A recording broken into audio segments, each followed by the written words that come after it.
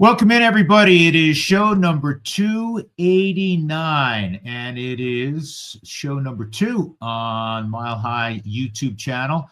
Absolutely thrilled to be with you. Coming from my home office, a lot to do. We continue footballs down to the Final Four in the NFL.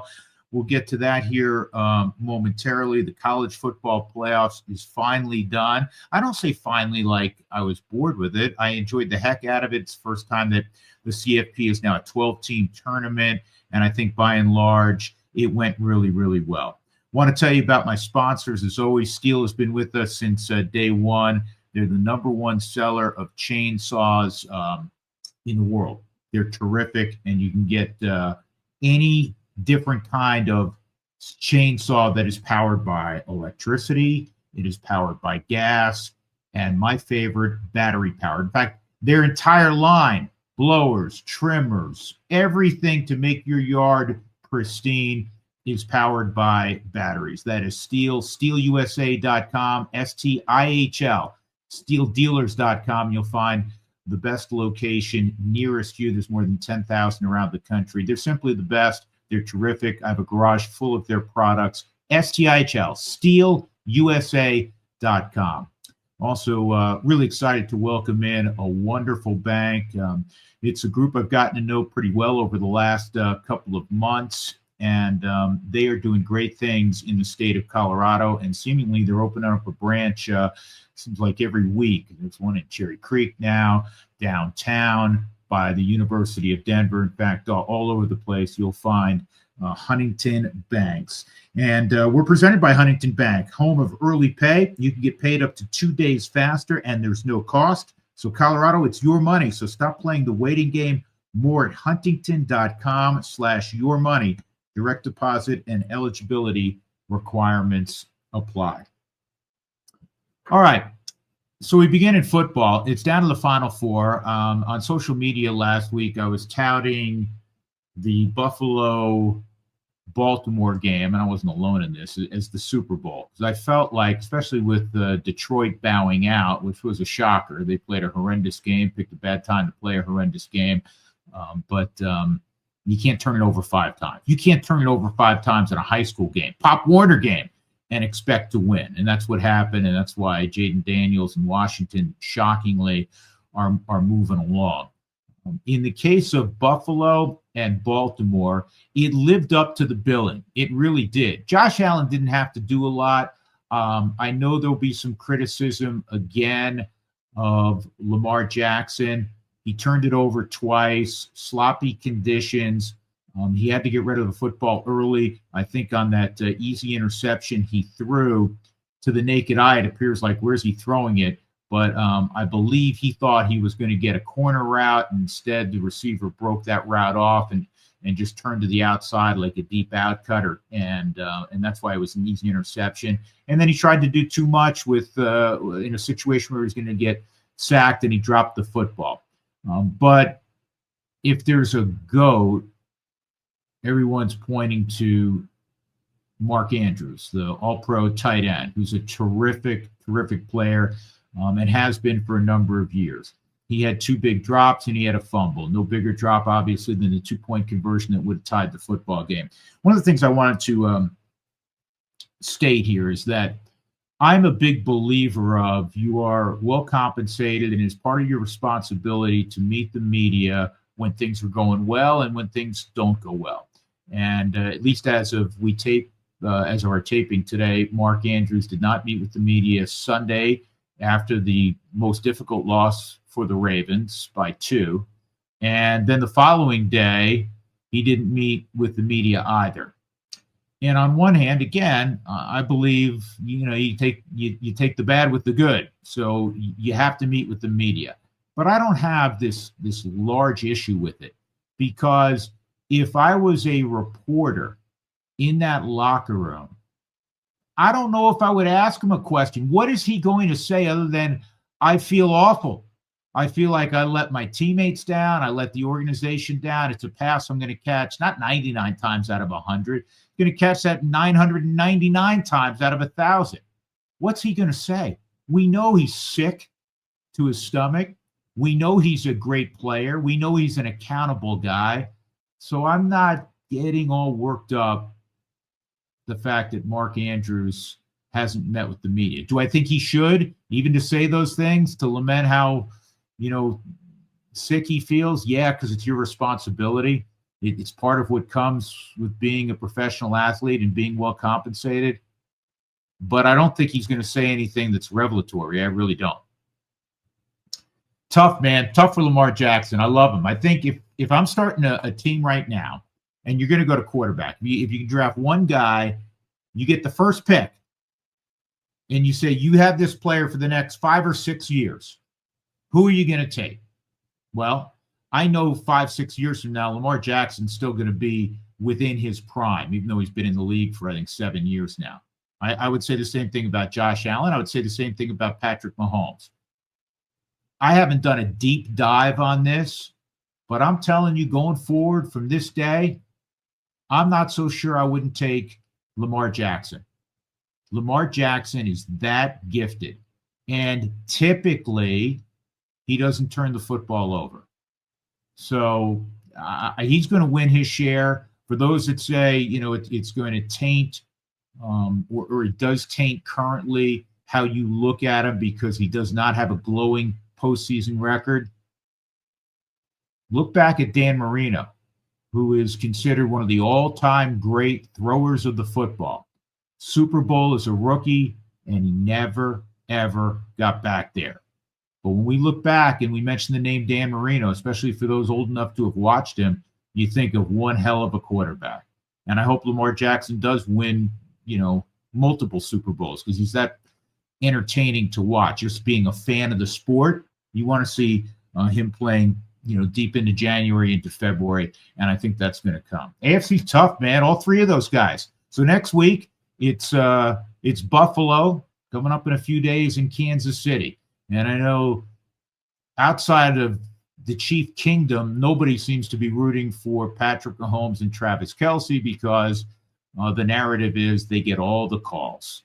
Well, Tom Brady got a lot of calls. If you whispered in his neighborhood, it was going to be a flag. And Patrick Mahomes is getting a lot of those calls. But having said that, they've earned the right to play for another AFC championship. They find ways to win. They don't blow anybody out this year. They play really good defense, and they make enough winning plays that they're the ones celebrating at the end of the day.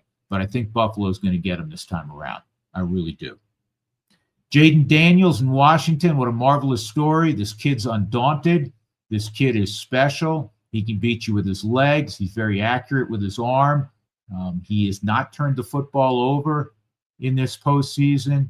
And it's an NFC East battle. Philadelphia and Jalen Hurts against Jaden Daniels. And I'm not so sure that Washington can't pull an upset there. Wouldn't that be something? A little different than we thought. I think everybody, me included, I said this. And again, this is not going out on a limb. I thought Detroit would be there. They played an awful game. You cannot turn the football over, as I was saying earlier. Staying in football, the college variety. One thing became pretty clear, I think, to connoisseurs of college football after the first round of the college football playoff. You looked in, and I don't think you had to be a football savant to say, you know what? I know Ohio State a couple weeks back lost to Michigan, and they looked awful in the process. But after watching everyone play, Oregon included, Texas, Georgia, you said, I think Ohio State has the best roster. I think Ohio State is the most talented team. And to their credit, it played out that way.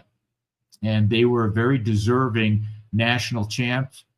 I was pleasantly surprised the way that game was going, that Notre Dame fought back and made it very, very interesting late. Looked like it was going to be a blowout.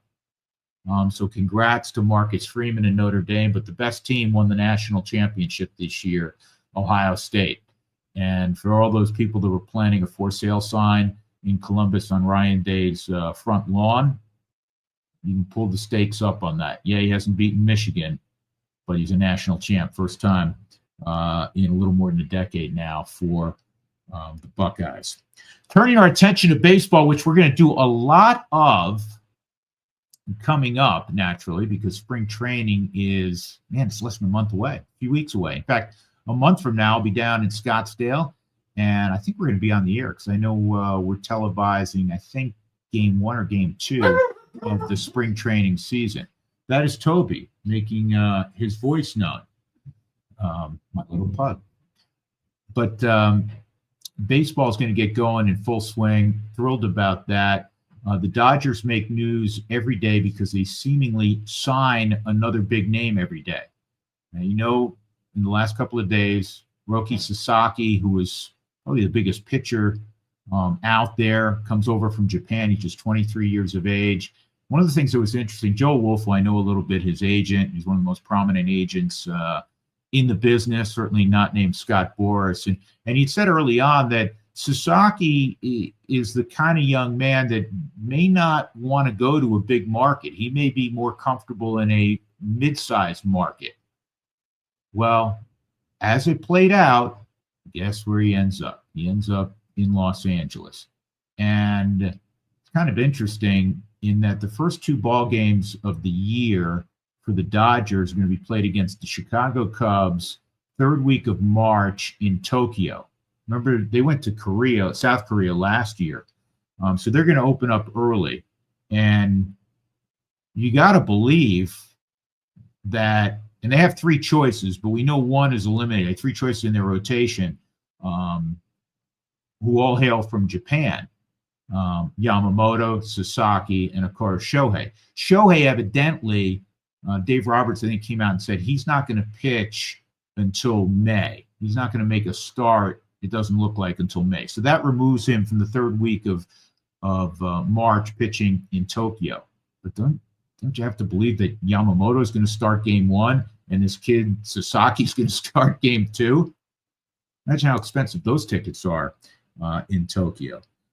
Tanner Scott, maybe the best left-hander on the market. He also signs with the Dodgers. Then the next day, Kirby Yates signs with the Dodgers. I know it's ridiculous.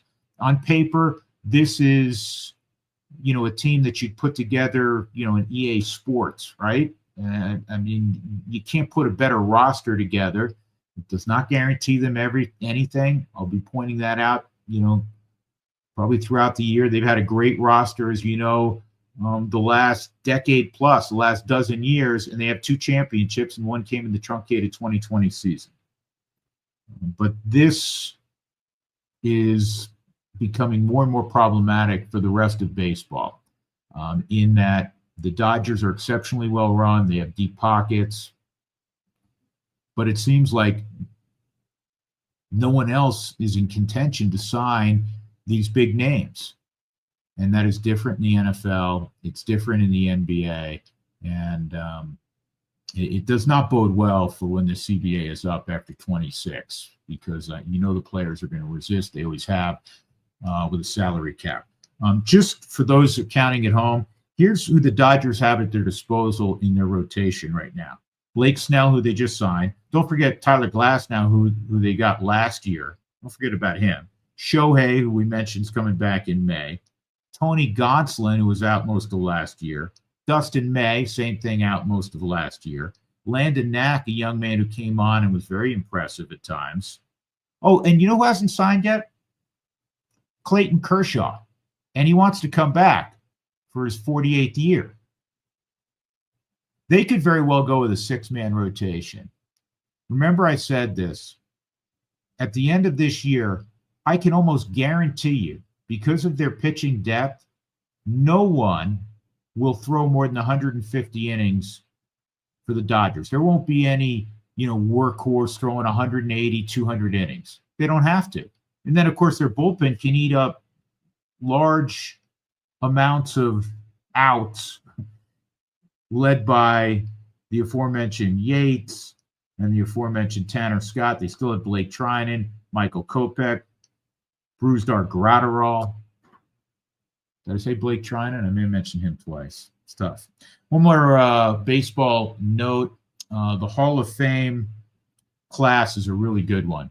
You have the Classic Committee. I forget, they call it the Veterans Committee or Classic Committee.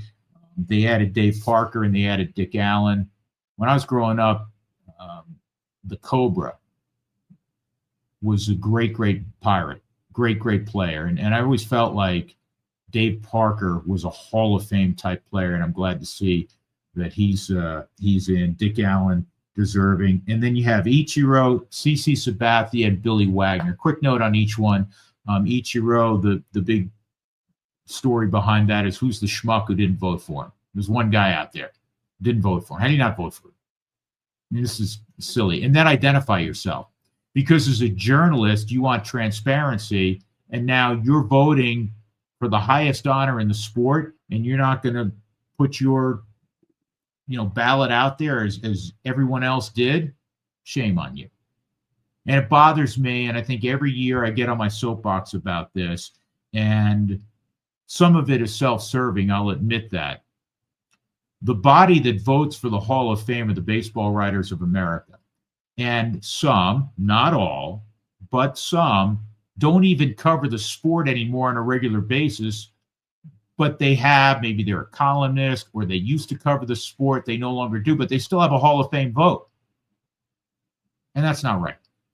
I do think, and this is the self-serving part, that it should be, the electorate should include announcers who see every damn ball game and see the players more often, more than a number of the writers, not all, great beat writers who've covered the sport day in and day out for years and years. And I do think, former players should be included as well, a body of them in a perfect world. But it's going to be a heck of a class. Billy Wagner, excited about him. Final year of eligibility, the left-hander, one of the most dominant closers in the history of baseball. Didn't have the huge amount of innings, around 900 innings, highest strikeout rate, I believe, of anybody in the Hall of Fame, like 33%, or something ridiculous. Billy Wagner is a former D3 guy. And as a former D3 guy, and my boys were D3 guys, I love it because there's a lot of really talented baseball players at all levels, including D3. So it's great to see Billy Wagner go into the Hall of Fame. All right, enough of me, and now a conversation coming up with an old friend, Tony Alford. And for those that may not remember, Tony in the late 80s was a wonderful running back for Earl Bruce at Colorado State University. I remember calling one of his games. He went for 310 yards against the University of Utah over in Salt Lake City. It was an unbelievable performance. He was I think twice a first team back then, all Western Athletic Conference player, had a cup of coffee in the NFL, and then got into coaching. And I've covered a number of his games, called a number of his games that he was involved with for years, the running back coach with Dan McCarney at Iowa State when they turned that program around. He was with Rick Neuheisel for a year at the University of Washington, back to Iowa State, on to Notre Dame for 6 years, and then 9 years at Ohio State. And this last year, he did the unusual. He went from Ohio State, and there's a story you'll hear behind that, from Ohio State to Michigan. And he just finished his first year at Michigan. He has been renowned for years and years as one of the top recruiters in the country. And he's been, a finalist on a couple of occasions for the head coaching job at Colorado State. And he's interviewed for some other jobs. He's a good friend. He's a tremendous coach. And as I said, he is a marvelous recruiter. And I think you're going to learn a little bit more throughout the body of this interview about recruiting in 2024, 2025, and how dramatically it's changed because of NIL. And we're going to touch on a number of subjects. So I always enjoy visiting with my old friend, Tony Alford, now in the maize and blue. Tony, it's always good to see you. And you only been in like 13 towns in the last 10 hours, huh? No, it's good to see you too. Yeah, it's been a long day. Started in Orlando and drove to Bradenton, Florida. Did that, then flew to Jacksonville, hit there, then flew to Atlanta, and then flew here to Virginia Beach. So yeah, it's been one of them days. Do you know what? People have no idea, even those that are, follow college football closely. That's kind of, I'm assuming, somewhat of a typical day recruiting, which you've been doing for 30 some odd years. And yeah, they're not all that crazy, but it's pretty normal to be here at least two, maybe three different cities in a day. How many Pretty kids did you see today, by the way? normal. Five. Okay, so it's basically one in each town. Yeah, see one in each little spot. Yep. Yep. Now, I guess if you're at Michigan and you were 9 years at Ohio State, and we'll get to that in a minute, and you were at Notre Dame for I think a half Yep. dozen, Washington, all those years with Coach McCarney at Iowa State. Especially the last, I don't know, 20 years, you're just recruiting 4 and 5 star guys. I would Yeah, for assume. the most part, you are. You might run into some quote unquote 3 stars, whoever makes those decisions, but for the most part, it's 4 and 5 star guys, and but that doesn't always equate to being the best player either. So that's kind of a take it as you will. But yeah, it's been, and we're so position specific anymore. When I first started coaching, Drew, you go, for instance, I might go to Dallas and or I might come to Denver, and I would stay for 2 or 3 days, and I would canvas all the way throughout the Front Range. And now, quite frankly, it's a deal. You fly in, you see one kid, and it's probably your position, and you fly out and you move on to the next place. It's wild, and you and I have known each other a long time, and I've said this many, many times, which means I've probably said it to you, and I know you will agree with this. Is you can talk about this quality and this makeup, and this guy's got this kind of foot speed, and this guy's got this kind of strength. At the end of the day, you know what you want? You want chip on the That's shoulder right. That's guys, right. right? You want guys that are tough guys. You want guys that are relentless, guys that absolutely love the game of football and they love to compete. You want guys that just really love to compete and in everything that they do, and you want those type of players. And obviously, you have to have your little benchmarks of height, weight, speed, all the different things. But first and foremost, that if they're not tough guys and they're not competitive, highly competitive alphas, you probably don't want them. Yeah. Hey, we're going to get back to that in 1 second, but as we tape this right now, they're deep in the third Yeah, quarter. The school you were at for 9 years until moving to Michigan, Ohio State, kind of having their way with a team that you're familiar with also because you were at Notre Dame, as we mentioned prior to that. Is this kind of playing out as you thought it would? unfortunately, yeah. I say unfortunately. I shouldn't say unfortunately, right? But yeah, it's playing out just kind of how I thought it would. And Ohio State, they're an extremely explosive football team, especially on offense. And everyone talked about their offense, but they got an outstanding defense. And Jim Knowles has done a great job with his staff and what they're doing with their offenses. They've got so many different weapons at all different positions, and they're hard to stop. On offense, especially when they get it rolling. And then when they get you behind the sticks, behind the chains a little bit, and they cut the defensive guys loose in the pass rush and all the stuff that they do. And so, but this is kind of what unfortunately, I thought was maybe going to happen.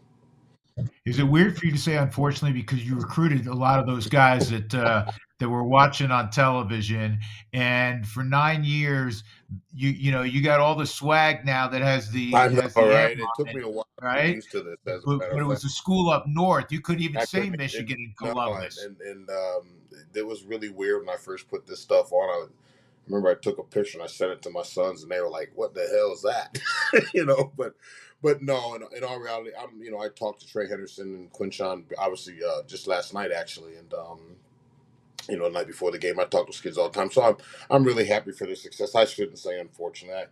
I got some there's some personal things that are there, but no, they've had a great year, and they're a hell of a football team, and like I said, very very talented kids and talented football team, good coaches, really really high end coaches, and so no, good, congrats to them.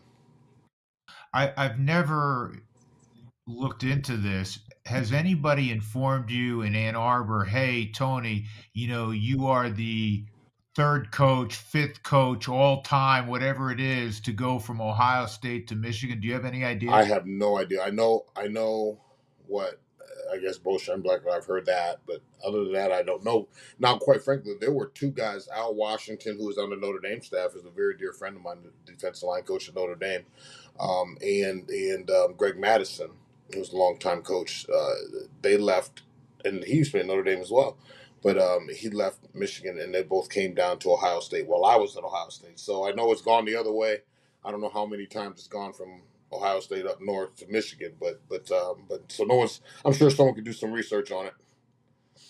Did it I don't know, for lack of a better way of phrasing it, did it rekindle the fire for you? I mean, you've been at this at the highest level for a long time. You have a hell of a resume. You, for years and years, been known as one of the top recruiters in the country, one of the top run game coordinators, running back coaches in the country. But to go again from Ohio State to Michigan, did it light the fire It again, if you did. will? I think there's a multitude of things that happened, Drew, that took place in order for this to make this move. But with that all being said, I think that it was a move that was good for everyone. It was good for them, and I think it was obviously it was good for me. I think it was just time, and sometimes it's just as you just know, sometimes it's just time to make a move and to have a change, and it did. It has rekindled a lot of fire in me, and being in, I'm going on my 30th year of college coaching, and so yeah, I'm as excited as I've been in a long time. Frustrated with the 5 losses we had, mind you, but still excited every single day to get up and go to work. And we have an unbelievable staff, and starting with the head football coach and Sharon Moore, who I think's unbelievable, just an unbelievable person. And I'm all about, at this stage of my career, it's really about working with good guys and people that you feel like you're respected, you feel like you're valued, and there's no hidden agendas and things of that nature. And so for me, this has been an outstanding, great move for me and the family, and just got to win a few more games, which we will. Yeah, I'm sure you will. I'm sure this year is going to be an aberration. I mean, obviously, a year ago when you were on the other side, they win the national championship. How gratifying! I, How special was? You know where I'm going, I man. know. How special was it when you beat Ohio State this year? Which really, given where you guys Yeah, were, no one thought that was. was an enormous Yeah, shock. yeah, and I think when you looked at it and you said, uh, so-called struggling in numerous positions, had some starters out, and for us to go in there and win that game and down at Ohio State was a huge win for our program, huge win for Sharon. Um, you know, yeah, I was ecstatic to say the least. I mean, that's probably an understatement. But in all reality, I was more happy for Sharon Moore, our head coach, and here's why. Let me first by saying that was probably for me probably the biggest win I've been associated with, and personally. But no, I was excited for Sharon Moore, and the reasons are this. Young coach. A lot of people said that he didn't deserve the job. He should have never had the job, and we're 4-1. Then all of a sudden we're 5-5, and we hit that bad stretch in there where we lost some games and probably shouldn't have lost, but we did. And a lot of people were at his neck and saying, he shouldn't have had the job. The wrong guy, this, that, and the other for various things. And um, the thing about him is he never flinched. He didn't. He didn't change the vision. Didn't start to point fingers or we need to do this and you need to do this and you didn't do that. And he was able to keep everybody aligned and able to keep everybody still working toward that shared vision that he had at the beginning of the season and really all the way back to last spring. And I think that's the sign of an elite leader. You fix the things that need to be fixed, but you don't change wholesale just because something's not going well. Here you are in the first quarter of your business and it's not going maybe as you had planned. You just scrap the plan, you start firing people and throwing this guy out and change this and change that. He never changed. And and then just said, hey, we got to stay the course. Let's fix the things that need to be fixed. Let's identify where the issues lie. And the issues are always there. They always exist. And even when you win, there's issues. So you have to identify them within the wins as well. But he did that, and he kept everyone aligned. And I think this shows, I had a recruit's parent tell me tonight that the dad was like, it was interesting how you watched the players and how hard they played, even in the midst of some adverse situations. And that's a testament. I think that's once a testament to the coaching staff, but more it's a testament to our head coach and the leadership that he provides every day. So I was more happy for him than anything, and kind of got the monkey off his back, if you will, in a lot of ways, and so really excited for him and in the future that he has as a head coach. You got a game ball that day. I did. Where'd you put that one? I know it's not your first game ball, but where's that one? So well, it's right now. So in our room, I have game balls in runback room. There's game balls that are up and on these little things up around the whole meeting room. So when recruits come in, they can see them all. So currently, it's up on that wall. But when spring ball starts, I'm going to pull all those down because that's the previous season, and that will be stored on my mantle in a very special place. Probably I'm going to store it next to Earl Bruce's fedora hat that he gave me prior to his passing away. Is that right? Wow, Yeah, that's a special one. that's one of my most Now, prized possessions. is your wife Trina? Is she with you? You have a place in Columbus and Ann I Arbor. do. What do you I got? do. We got a place in Columbus and Ann Arbor. Currently, she's in Columbus. She's got on her former TJ Jones was a former receiver for us that was like a kid to one of our kids basically, but he was at Notre Dame. So she's wearing her TJ Jones jersey and all her little little medallion, little pendants they give the teams before they come out for every game. You get these little medals from the church, and so I think she's wearing all that stuff tonight. I don't think it didn't work too well for her. But yeah, so we still have a place in Columbus, and I have a place up in Ann Arbor. And once the house sells, we'll make some moves from there. Good deal. Good deal. I want to get back to that recruiting thing. Yeah, Tony, is it I've heard it described at your level, the highest level of college football, that in some ways it's easier to recruit now because of the economic equation involved. Is that what you found? I don't know if easier is the word. I guess it depends how much money you have in your bank account. I guess, but it allows you, with the way the NIL is structured now, if you're one of the haves, as far as monetarily speaking, it allows you to enter any conversation, right? And you can you can knock on the door and they're gonna listen.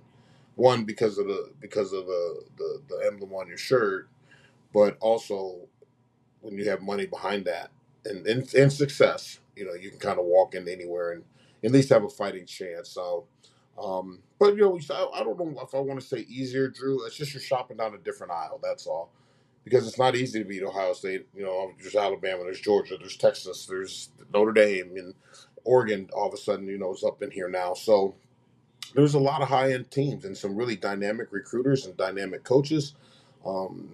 There's people that are teams that are having success now because the field's kind of being leveled out a little bit, so to speak, and then all of a sudden you start to throw in the monetary value of it. Also, there's about I'd probably say about six to eight teams, formidable teams. That's like okay, you're in for a battle. You're in for a battle when you walk in there. And Tony, how in this day and age, if you don't mind, take us through it. I mean, if you go sit down with a cornerback, let's say, do you say, all right, shoot, this we have this kid rated as one of the three best corners in the country of high school kids. This is a X dollar kid. I mean, is that what it comes down to? And how quickly does the kid or mom or dad or both, broach that Well, topic? I think a lot of times, depends on the kid, and every kid and every family is different about when they bring that topic up. So me, I kind of get out in front of it because it's kind of like the elephant in the room, right? In the corner of the room, like, listen, we know that this isn't all of it, but this is part of it. This is part of the equation now. So let's make sure that we're not hiding that fact. And so let's just throw it out there and say, now, for you, how important is this? Is this number one? Is it number three? Is it number five? Where does this lie in the equation? And so then you start having those conversations. Now, one of the things that we do, and I can't speak for other teams, one of the things we do, our coaches, as far as the 10 full time coaches, we don't know what kids are making. Because we have a GM, Sean McGee, who runs that for us. And he's he'd been in the NFL infrastructure for some time, so he kind of knows that world. And so we'll say, okay, here's where this kid's on our board, um, and I'll choose running backs. If this guy is this high on the board, and then he may command X amount of dollars. Well, I don't have any say in that. They take care of that, and they'll say, okay, well, you recruit him, you get him here, then we'll meet with him, and when they have that meeting, I am completely removed. He goes into that meeting with that group of people, and they talk kind of what those deals look like, and we kind of go from there. But and I have an idea of who they're going to really press. Now, what that dollar figure comes down to, I have no idea, and quite frankly, I don't want to know, because I think sometimes that can put just coaches in a precarious position. You have two players, and then one kid's saying, well, wait a minute now, this guy's making more money than me, and you're the one that told him to make more money. You must like him more than me. So I don't want to be involved in that. I mean, that's something they'd handle that, and I just want to coach my guys. I want to coach them, um, and build those relationships, organic relationships, unconditional relationships, and help make them elite people and players are all the same.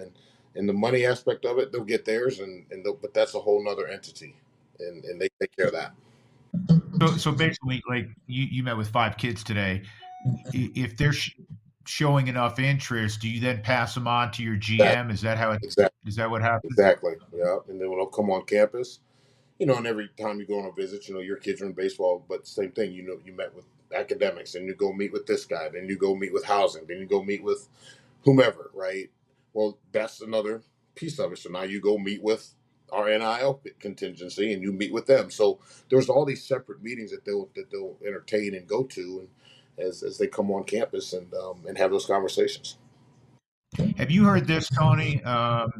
I got this from a head coach in college basketball that is a friend and somebody I respect a great deal.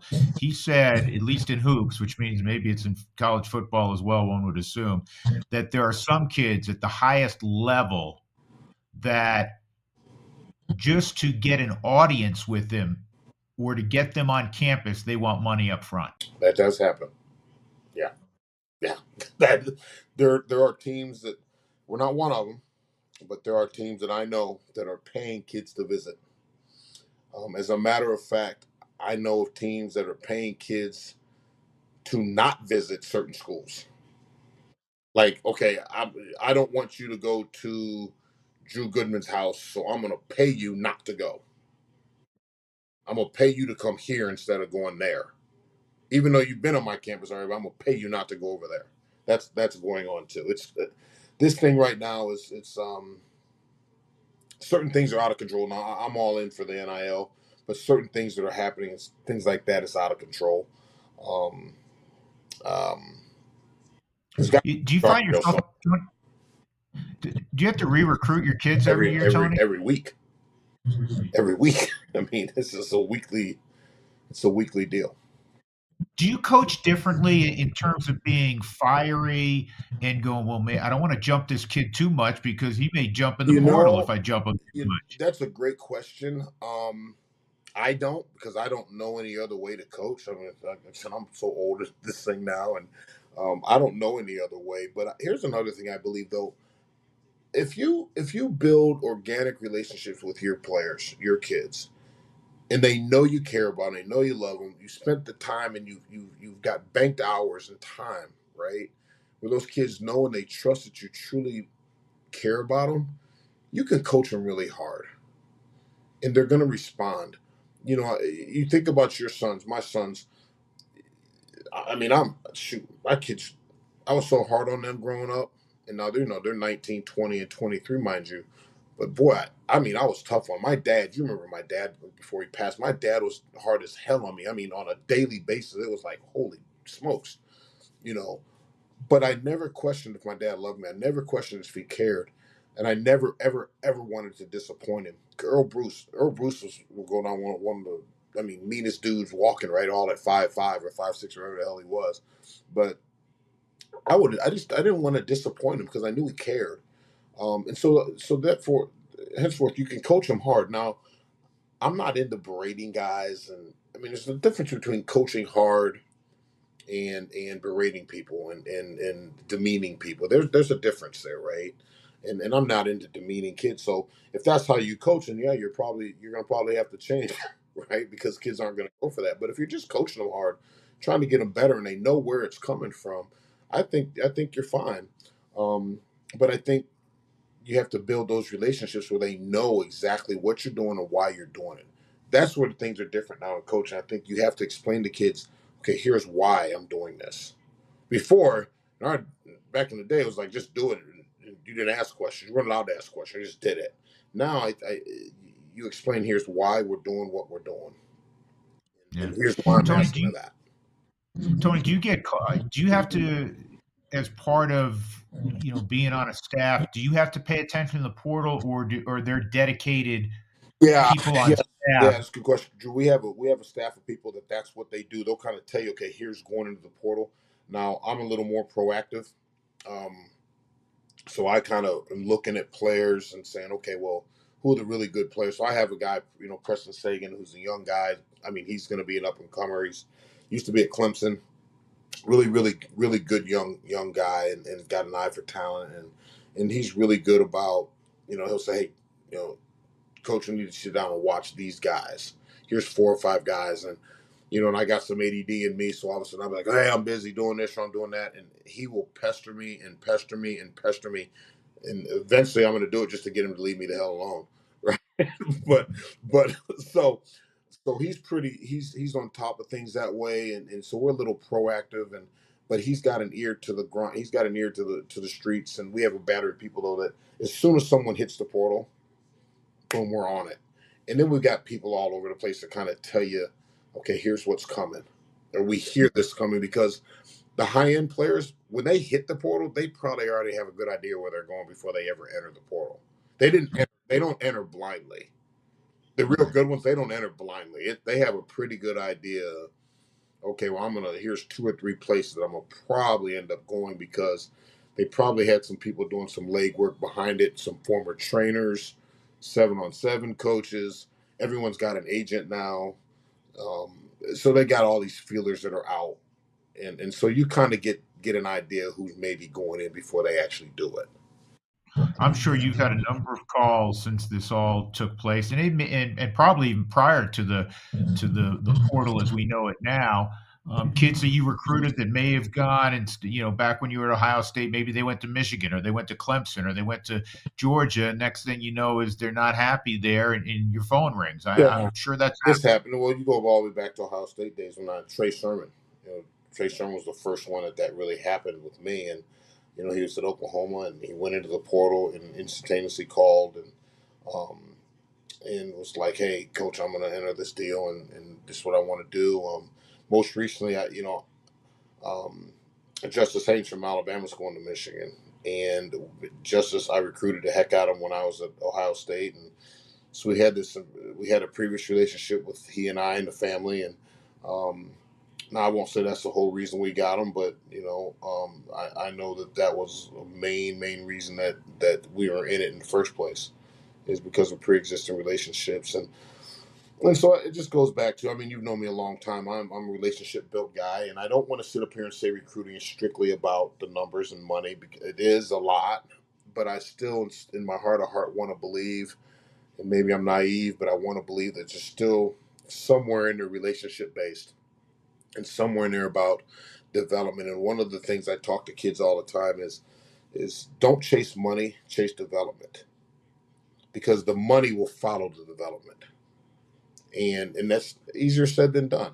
I think when all of a sudden you start splashing, high 6 figures in I mean, it's easy to sit there. Yeah, okay, chase development, my tail. I'm taking this money. There's a lot of money involved. So there's a fine line though, but I still think at the end of the day, it's about getting developed and helping kids achieve the goals that they want to achieve at the end of the day, and um, being hard on them, not hard, but being demanding is not hard. Demanding is the word. Demanding things from them, pushing them to limits that they probably can't push themselves to, because that's what we're here to do. Coaching to me is we're nothing more than a transportation device. And you look at what do they call bus lines, right? The busing service, they call it a coach service. Well, it's a transportation device, and we as coaches are here to, I think, to help transport kids and young people from point A to point B, um, and where they couldn't do it by themselves. and we're here to push them. We're here to guide them, and there's a gap of time between point A and point B. There's a gap of time in there. And in that gap of time, how much information, how much stuff can I put into your heart, your mind, your soul, of goodness, of growth, to better you? How many things can I put in your toolbox in that gap of time from point A to point B? And that's the leadership and the mentorship. But all in all, like I said, this is a point A to point B transition, and we're a transportation device in a lot of ways. That's kind of how I look at things. Yeah, and Tony, a lot of people naturally are looking at things in college football, and I'm one of them where there's three tiers. There's a tier at the very top that you've been involved with for a number of years, and there's that 8 or 10 schools, 12. You tell me, you'd know better than me, but we know the names. It's Michigan, it's Ohio State, Yep. it's Georgia, it's Alabama, it's LSU, and Oregon, and Yep. Texas certainly, and you guys are playing at one level, and there's going to be a story in Indiana, Yeah. a Boise here and there, but legitimately, can they be the last one standing? It's 8 or 10 teams. Maybe it's less than Yeah. that. It's probably less. Um, Probably less. right, and to go through that kind of gauntlet, Right. maybe you get an upset in an early round. Yeah, but the year in and year out, you're right. Yeah, and so is that good, or and or B, how do you change it if it's not good? Well, I don't know if to say it's good or bad. I don't know if I'm qualified to say that. It is what it is, and it's always. But I think it's always been that way. And so how do you change it? I heard Nick Saban come out and say something about there's got to be something where there's equity in the NIL space, and how you do that, I don't know. Maybe it's this revenue sharing, but even with revenue sharing, where everybody's going to get this equal amount of money, NIL is still going to exist. And so the haves are still going to be the haves, and the have-nots are still going to be the have-nots. And so how do you change it? I don't know. I don't know. I don't have those answers. If I did, I'd be making a hell of a lot of money doing something else. But um, I don't know. I'm fortunate. Like I said, I'm in one of the haves. But those also, you say, okay, well, the have-nots, they got all these issues and all these problems, right? Well, the haves have just a different set of issues and a different set of problems, right? And um, the Expectations. I mean, expectations are high. everywhere you've been, it's like Ohio State. A successful season was doing what they're doing, winning a national And championship. some people, and I agree with you. And there's some idiotic fans out there that tell you, well, it's a failure of a season because they didn't beat Michigan. There was once upon a time, if you would go back and track this thing, I bet that whenever, Ohio State, you lose one game, and if it was to Michigan, somebody's getting fired. I mean, and that's just the hard facts of it, right? And, um, but the expectations are so high. And if you're going to keep score, win. Meaning, if you're going to keep scoring recruiting, be the number one, win in recruiting. If you're going to keep score on the field, win on the field. And that's expectation. Let me ask you this, because now you're at Michigan, and you've been there a year, and or not even a year, but 10 months, Yeah, I think, 9 months. from the time Yeah, you took the job, made the move. But Ohio State's a terrific school, terrific absolutely. academic Absolutely. school. It's a great school. Michigan, with all due respect to most others, is at a different level. Is it, even though they just won a national championship, is it as uh, is the pressure the same with the fan base at Michigan, given that they are a blue blood when it comes to academia as well? Yeah, they are. It's the same. The pressures are the same. Um, Expectations are the same. Um, but how they go about it's a little bit different. As far as I think, and again, this isn't knock, and this is going to sound like a knock on my former place, and it's not because I was a part of that for 9 years, but it's 4th and 1 all day, every day, and that can be exhausting. There's a shelf life for that, but it's worked, and it's worked. That pressure cooker has worked. Um, Michigan's not that way. Um, there's pressure, but it's not the end all be all, like death come over you if something doesn't go well. It's like you take a deep breath and say, okay, how do we fix it? Notre Dame was the same way. Notre Dame was probably more Michigan esque than the other, but Um, but yeah, it's just different. But the expectations are to win, and the expectations are to win it all. And when you don't, that's a failure of a season. And we had some decent moments in the last couple weeks of the season for us, but that's not good enough. It's not, and no one's going to tell you it is. And if any of us to sit there and say that's good enough, well, then we probably got a problem. No, we have a problem. If any player says that was good enough, then that's a problem. That's not good enough. Listen. We want to be the best in the country. Period. Period. We want to be the absolute best in the country at what we do. And how do you do that? It's a lot of work and detail oriented and fundamentals and studying your trade and competing. You just refuse to lose. You don't lose. You figure it out. You don't lose in recruiting. You don't lose on the field. You don't lose in a drill, and that becomes a habit. By the way, were you part of recruiting that quarterback that No, flipped? no, I was not a part of that at all. No, that was strictly the head coach and his deal. So I was not part of that one. But he's a great kid. I mean, unbelievable. Bryce is an amazing kid. Yeah, I'm Oh sure. man, I'm sure it sounds that way. All right, I'm going to ask one that's close to your heart. We're talking about, where you've been and for the most part, the fact that it's, win it all or bust, or very close to that. And yet you played at Colorado State. yeah, You've been a candidate for their head coaching job on a couple of occasions. Jay Norvell's a friend of yours. They had a better year this year, certainly getting back to a bowl game, but they're one of those schools in probably a couple tiers, quite frankly, below where you are. What's a success there, and how do they ever sustain anything? Because if you get a kid that's really good I know. and he's young, you and I were talking about this the other day on the phone. He's leaving, Yeah, he might get and you poached. understand He it might. because guess what? Michigan's going to take him, or the Buckeyes are going to Yeah, take him. and I don't know. I heard something about. I think it was their quarterback and maybe the receiver, the Horton kid. That everybody came after, and they stayed. And and that's I heard some people offered them a lot of money, and they turned the money down to stay. And so kudos to them. And I think if that is how it all went down, and I don't know, but if that is how it all went down, that's kudos to the culture that has been built, and those kids buying into that program, and buying into what the coaching staff is selling or doing and presenting, and so kudos to them, and hopefully that'll manifest itself for some other guys and say, hey, listen, no, they did it, and I can stay too, and still get mine at the end of the day, and um, but how do you sustain it? Because you always play the chance of getting poached by some other teams, and I don't know. Me and you remember I kind of spitballing with you, and I said, "Gosh, do you become like a farm system you know to Michigan or wherever, right? Become a farm system to Nebraska. So that's the next closest, or Washington, the next closest big school. You become a farm system for them, so not poaching your players. There's got to be ways around it. Um, but I think, you know, good job by Jay and his staff that they have the season that they did, and they were able to keep that thing afloat and not afloat, but hell, they had that thing moving at a pretty good rate, and so they've done a really good job of building that program and winning games and bringing pride back to that thing. So very excited for him.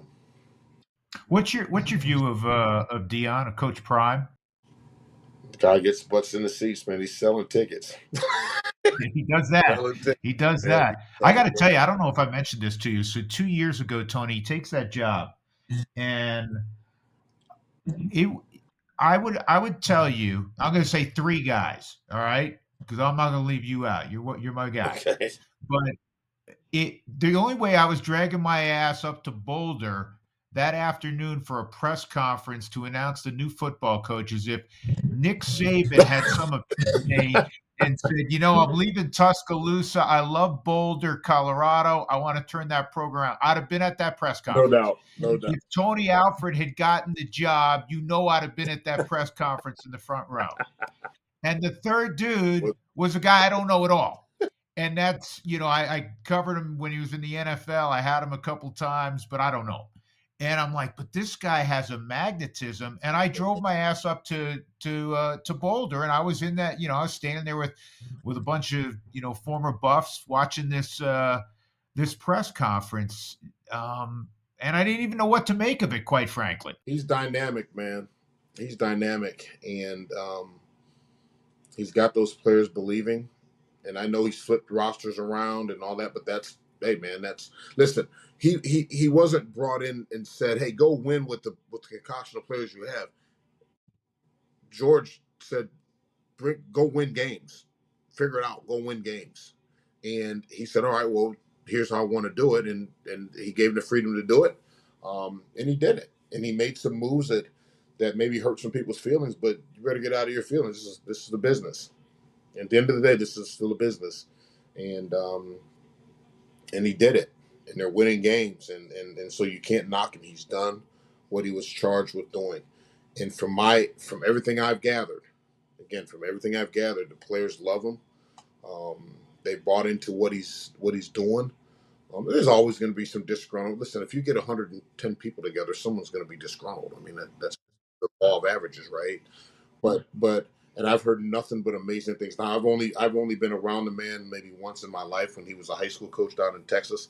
Um, but and I've talked to him on the phone maybe twice, when we were recruiting some players down in his area. But he's done a heck of a job, and um, so much respect to him and his staff. And he's got some really good coaches on his staff too, really good coaches. Pretty wild, because he came out and said this, Tony, that he really, really wants to recruit 10 or 12 high school kids. He said, because if I can go in the portal, I want kids who can help me win next Okay, so fall. to your point, you can spend a year, 2 years recruiting a kid, right? Or you can spend a month, 2 months ingratiating into your system because they're already ready to go. So I can try to develop you, or I can go get someone who's already developed. Who, by the way, is probably 2 or 3 years older and has That's got my some point mansplaining exactly. to him. So an 18-year-old is vastly different than a 21-year-old in his strength and maturity levels, and knowledge of the game and technique and all those things. So, like I said, I can spend 2 years building it, or I can spend 2 months and go recruit it. And so that's what he's done, because he wanted to win now. It wasn't a 5-year proposition. This was, I want to win right now. Yeah, I mean, it's a big difference when you get a kid who's 21, as you were saying, versus an 18-year-old. How hard is it though now in Michigan? Can you, and we know that there are allowances made at all schools, even Stanford, right? But if you have a kid who wasn't up to snuff academically and is trying to transfer in, do Yeah, you get a red no, flag? no. As far as transfers coming in, you've got to. There's certain barometers and things you have to hit, benchmarks you have to hit, and if you're not on them, they're not. We don't even entertain it. So, it and I didn't know that until obviously just this past off season, as we're entering the off season. Um, but yeah, if you don't meet certain benchmarks, you're not getting in, and they're not going to budge, and that can make it somewhat challenging. Yeah, I would think. I would think. Wow. Tony, you've been. I know you're a lot like me. The fire burns. You feel like you're still in your prime. I got a couple years on you. I think 5.5 Yeah, to be yeah, exact. I was talking to Michelle earlier, and I said, "Yeah, I've known Tony since he played, and I wasn't much older than him when he was playing, and I was calling his that's games. And right. shoot, I was trying to make it only like 2 years, but it's actually like 5.5 because the point being is, I still am extremely ambitious. I've been very fortunate. You've had a hell of a career. You've been As of fortunate you. to be, well compensated along the way. But that being a head coach, and you've been a candidate for several spots through the years. Is that still something that you aspire to? Yeah. Thanks for asking. Yeah, it is. It is. And there was a couple years in the past few years that I wasn't sure if that's what I wanted anymore. Um, but once again, that fire has been rekindled somewhat, so to speak, and so it is. I do. But as I've said before, though, um, I'm okay if I'm not. And it's, I'm the type that I always want to be chasing something. So what's next, and what am I chasing? Because that helps to motivate me. I'm chasing something, right? But I'm going to say this: if I never become a head coach, that's not going to define me, and I hope it doesn't. I hope it doesn't define my relationships and in my so-called legacy or whatever you call it. I don't. I hope that people will look back one day and say, what defined me is my relationships with people. Did I help young people grow? Did I help people grow? Not just young people, but was I somebody that people could look to and say, man, I appreciate what that man did for me, and maybe it was a word of encouragement or pushing or whatever it was, um, and if I come to that, then I'm good. And if my sons look up one day and they say, man, um, if my sons are half as proud to call me dad as I was to call my dad my father, I mean, just half as much, because you know what I thought of my dad. If my sons look at me in that manner, something, I'm good. I am Drew. I'm good. And no matter what anyone says, like I said, fans are fans, and this whole social media stuff. And if the people that are important in my life can look to me and say, I appreciate what he did for me, and I'm thankful for him being a part of my life in that season of time, then man, I've won. Then I've won. And that's what we're here to do. That's what we're here to, as coaches. Again, we're here to help people. We're here to help young people grow. And if people can walk away and say I did that, then I've accomplished what I was supposed to do. Yeah, the acorn didn't fall too far from the tree, or whatever the hell that saying is. Just, your dad was not only obviously a very good player back in his day. Yeah, I know that from chatting with you, but he yeah, was a coach. He was an educator. Probably most importantly, which ultimately brought you from the Midwest to right, to Colorado, and exactly. and your mom remains vibrant as well. So you got your youngest is at Butler playing now, right? Yeah, so yeah, he tore his knee up. Had ACL surgery, so he tore the knee up. But he is at Butler and finished his freshman year, or is in his second semester of his freshman year, and doing fine. He's always bitching and moaning about something, so I kind of reel him in sometimes. But a highly, highly, highly, highly competitive kid, and um, it's fun. I watched his huddle tape. Yeah, he was a good little high He's got school player. quicks. Yeah, he's a good little high school receiver, and Yeah, little I slot love guy. him. I love him, but man, he drives me absolutely nuts. But I think because he's probably just like his old man in a lot of regards, and But then my middle son is also at Butler. He's on their dance team. They just finished nationals down in Orlando this past weekend and did a great job. And then my oldest, Rylan, he still lives in Columbus, just working. So we're Yeah. good. And by the way, you called me I don't know, a year or 2 years ago, or I saw you at Penn State when we That's visited right. when Ohio State was at Penn State, Yep. and your nephew, for those that don't know, is in the Angels organization now, and he is one of their top prospects. I mean, he's a big kid, and he truly, I mean, he has a rare arm, man. He's a pitcher with, and he's already topped out at 101 point Yeah, something or other. yeah, yeah. Trey, I'm proud of him.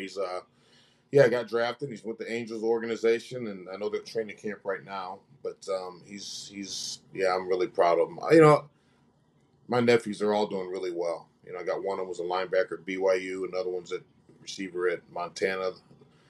The one, my oldest nephew, he got involved in coaching. I tried to talk him out of it, but he's a coaching outside linebackers, University of Mary, North Dakota, and then we got the baseball one, and I talked about my three sons. So they're all doing really well, and they're just such good kids, man.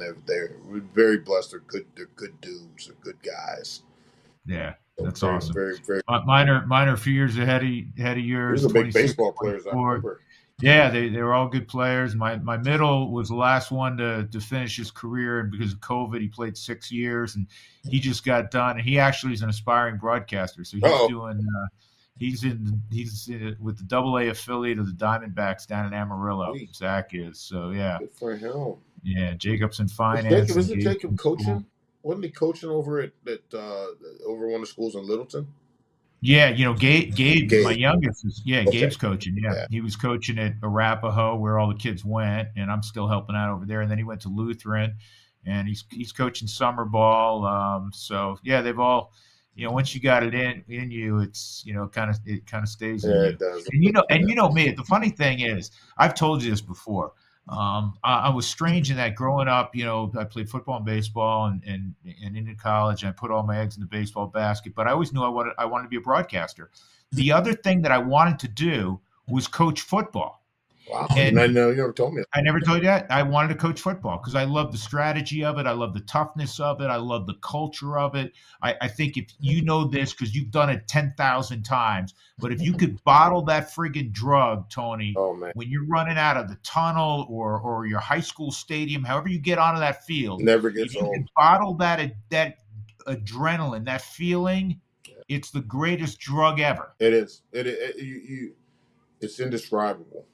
You know, like I said, I've been doing this forever, and you walk out of those tunnels, and it's electric. And I mean, even at the stadium for me, walking onto a football field, rather it's empty stadium or not, that's exciting to me. I'm still like, man, you know, and in a lot of ways, I love high school football. You know, the bands and the this you drive by. I mean, I still like remember as a little kid, I'd drive by football fields and I'd look at a field and I'm like, oh man, there are the lights, and I still do that as an adult. I'm driving by, I'm seeing lights. I'm like, okay, so yeah, but you can't bottle that up. If you could, man, I mean, you can make a whole lot of money with that juice, right? But there's nothing, Drew. There's nothing like it. There's, and I'm getting goosebumps saying that to you. There's nothing. Just thinking about it. There's nothing. There's nothing like it.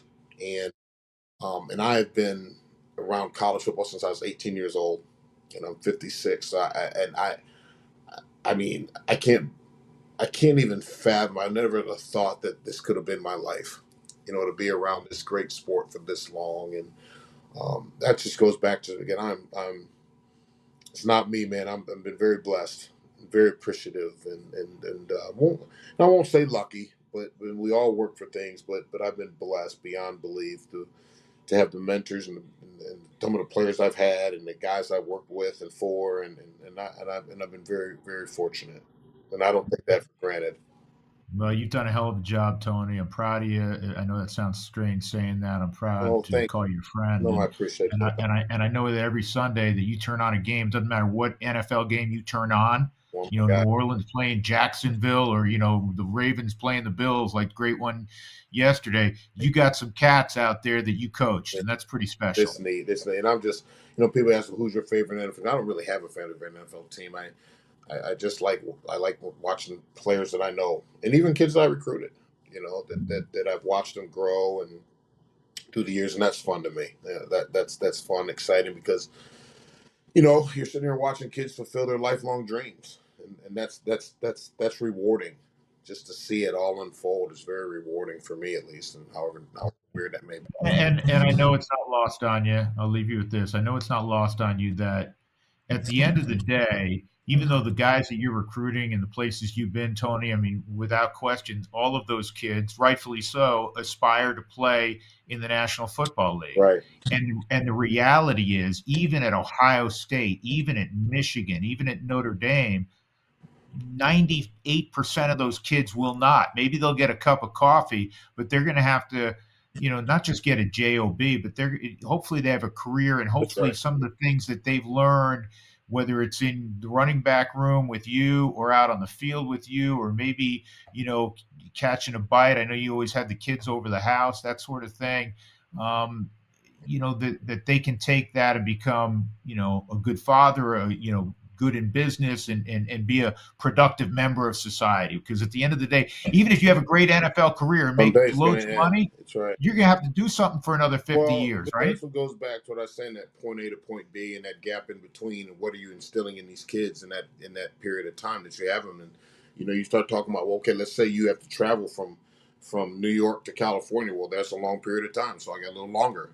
Well, maybe I'm only going from Denver to Colorado Springs. Well, it's a short amount of time, so you better have a plan of what you're putting into them in that 45 minutes, right? And you can't just kind of go in there and flip the coin. You better, I think, if you're really trying to develop people in any capacity and lead people in any capacity, you better have a very, very, very thought out plan of how you're going to affect change, how you're going to affect that person, what you're going to put into that person, and the amount of time that you have them. And that, so you're saying, okay, everybody's not going to play in the NFL. They might just get a small cup of coffee. Okay, great. But what else did we put in you in that time frame that can perform some habits that can be beneficial to the rest of your life? And that's what we're here to do. Yeah, yeah. Tony, I was talking the other day to one of my buddies who you got to meet a couple times back at Iowa State, and you were kind enough. You and Coach McCarney were given an opportunity to be a graduate assistant. And every time I told you, he was one of my high school teammates, and every time I told you, and you go, listen, I think I can get this done for him, but does he really want to do this? Because he had 3 little girls, and he was in his 30s, because it's gonna be tough. And he finally, as you know, decided I probably will be divorced within 2 weeks if I try to do this. Well, he ended up getting divorced down the road anyhow. But I'm sure he appreciates that you were going to give him an opportunity to be a GA in Ames, Iowa, back in the day. Yeah, man. Well, how's he doing? He's doing well. He's living in Manhattan. He's doing great. He's got three good girls, and he's probably on a bar stool somewhere right now as we speak. Well, you tell him I said I remember. I remember saying, "Are you sure you want to do this?" Yeah, you kept saying that, and he's like, "No, this is where my passion is." But yeah, he would have been divorced a lot sooner. So good for him. Anyhow, Tony, it's great to see you, man. Get some sleep. Yeah, when do you get back to Ann Arbor? You in like 5 more towns tomorrow? I'm back Friday, and then I leave again on Sunday morning. So I gotta, so I'm out on Friday. I get home Friday, enough to wash some clothes, pack another bag, and get out of town again. Unbelievable. Another week. Got another week. Or 2 weeks with this week. So another 2 weeks. I'm happy for you. You look great, man. Continued success. And, go maize and blue. Last year I was sporting my Buckeye stuff when I was at I got to send you some stuff, brother. I'll get you covered. There you go, man. Hey, man, I appreciate you. I like to wear those mediums now. You know that. Mediums. There it is. I love it. Well, listen, man, thank you so much, Drew, and proud of you too, my friend, and I appreciate your friendship all the years, man. Thanks so much. You bet. We'll talk soon. Okay. Be well, brother. Take care. Bye-bye. Okay. Bye-bye. Well, a big thanks to Tony for joining us. And I don't know if you caught the first part of that interview. I'm sure you did. But Tony literally was in 5 different cities recruiting one kid in each town in one day. And he was, heading back home. And then he was about to go out again, basically, refresh his clothing in his bag and go out again. It's crazy what those guys do and how competitive it is out on the recruiting trail to get kid services. So yeah, I mean, NIL is big, but relationships are still big as well. And Tony continuing to be one of the best out there. And now he's doing it at the University of Michigan. It had to be bittersweet for him. He had recruited a lot of those kids who just won a national championship at Ohio State. But Tony got to Ohio State the year after they won the national championship the last time, and then he departs a year before they win the national championship again. Of course, now he's at Michigan a year after they had won the national championship. And by the way, back-to-back natties for the Big Ten.